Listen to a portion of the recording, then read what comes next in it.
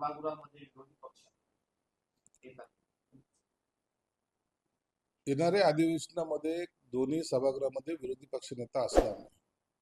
त्याचं कारण आहे की जे घटनेने दिलेले नियम आहेत त्यानुसार 10% संख्याबळ हे कोणत्याच पक्षाकडे नाही, म्हणून विरोधी पक्ष नेता नेमता येत नाही.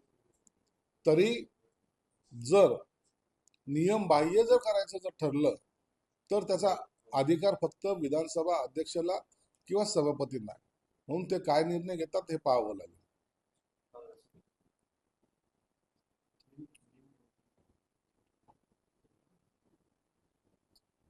सर, संजय राऊत असं म्हटले की त्यांची सुरक्षा काढली त्याच्यामध्ये त्यांना कोणी चापट मारू शकत नाही, त्यांना सुरक्षा दिली जाते. भाजपचे लोक, शिंदे पळून गेलेले लोक, अशा लोकांना सुरक्षा दिली जाते. सुरक्षा देणं किंवा काढणं हे सरकार ही भूमिका वठवत नाही. संजय राऊतला मुळामध्ये ही प्रोसेस माहित नाही. सुरक्षा कुणाला द्यायची याच्यासाठी असलेली एक कमिटी आहे. जैन म्हणून नावाचे अधिकारी त्या कमिटीचे अध्यक्ष आहेत. त्या कमिटीमध्ये कुणाला कोणती सुरक्षा द्यायची याचा आढावा घेतला जातो. आता जितेंद्र आव्हाडाला सुरक्षा दिली गेलेली आहे, एक्स्ट्रा दिली गेलेली आहे. तो काय पक्षाचा आहे? सत्ताधारी पक्षाचा आहे. अनेक असे नेते आहेत ज्यांना सुरक्षा दिलेली आहे. उभाटाच्या काही नेत्यांना किती लोकांना सुरक्षा दिलेली आहे.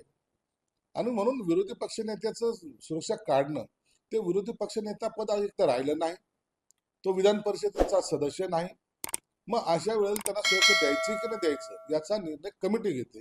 आणि तो कमिटीने जवळपास हे सर्व पद गेल्यानंतर 4 महिन्याच्या कालावधीनंतर घेतलेला निर्णय, म्हणजे कोणत्या घाई गडबडीत हा निर्णय घेतलेला नाही. म्हणून आता संजय राऊत सारख्याला सुद्धा कोणी चापट मारत नाही, परंतु तरी त्यांना सुरक्षा देण्यात आलेली. राज ठाकरेंची आणि शिंदेची भेट आहे, त्यावर संजय राऊत बोलले की हे अस्मिता आणि स्वाभिमानाचे शत्रू आहेत. संजय राऊतला अस्मिता हा शब्द कळतो का? अस्मिता कशाला म्हणतात? दर वेळेला मराठीचा मुद्दा काढायचा, मराठीच्या अस्मितेसाठी. म्हणजे ही सगळी ठेकेदारी ही उभाटाची आहे. म्हणजे महाराष्ट्राची अस्मिता कोण? तर संजय राऊत. महाराष्ट्राची अस्मिता कोण? तर उभाटा. मराठीचा मुद्दा कुणाचा? तो उभाटाचाच. हिंदुत्व कुणाचं? उभाटाच. आणि ह्या अस्मितेच्या नावाखाली तिकडे सोंग ढोंग करतायत ना, हे महाराष्ट्राने आता ओळखलेलं आहे. आता राजसाहेबांनी कुठं जावं कुठं जाऊ नये याच्या सुद्धा आचारसंहिता यांनी तयार करायच्यात का? महाराष्ट्राची अस्मिता जपणारे सर्व महाराष्ट्रामध्ये अनेक मान्यवर नेते आहेत. मी कोणा एका पक्षाच्या नेत्याचं नाव घेत नाही.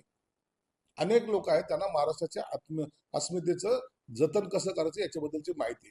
म्हणून संजय राऊत सारख्या डुबलेल्या पक्षाच्या प्रवक्त्याने असे वक्तव्य करणं हे लोकांना आवडत सुद्धा नाही आणि लोक त्याच्याकडे लक्षही देत नाहीत.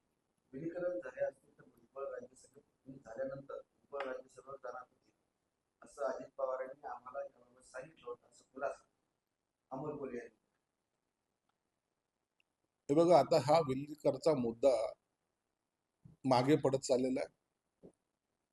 आज अजितदादा हयात नाहीत, म्हणून आता कोणी काय स्टेटमेंट केलं, काय ठरलं होतं, काय बोलणं झालं होतं, या प्रत्येक वाक्याला आता प्रश्नचिन्ह मिळत चाललेलं आहे. म्हणून भुजबळ मागे एकदा राज्यसभेवर जायच्या तयारीत होते, परंतु आता नेमकं त्याच्यावरचे समीकरण सर्व बदलल्यामुळे आता कोण राज्यसभेवर जाईल, कुणाची वर्णी लागेल, यावर आता भाष्य करणं मला वाटतं गैर आहे. राज ठाकरे असं म्हटले की महाराष्ट्र सध्या आयसीयू मध्ये आहे आणि हा विकास नाही तर सूज आहे. महाराष्ट्र हा आयसीयूत नाही, आयसीयूची जी होता करोनाच्या काळामध्ये किंवा उबाटाच्या राज्यामध्ये ज्या आयसीयू मध्ये होता त्याच्यातून बाहेर काढायचं काम आता महायुतीने केलेलं आहे. तुम्ही पाहत असाल अनेक प्रकल्पाला चालना दिलेली आहे. मुंबई मधलेच अनेक प्रोजेक्ट हे रन झालेले आहेत.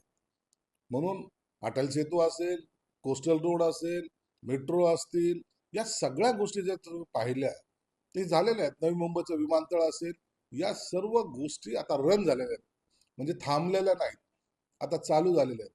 म्हणून सूज उतरवण्याचं काम या महायुतीने केलेलं आहे आणि भविष्यामध्ये महाराष्ट्र हा अग्रसर घेऊन जाण्यासाठी सर्वांचं सहकार्य, राज साहेबांचं सुद्धा सहकार्य आम्ही घेणार आहोत.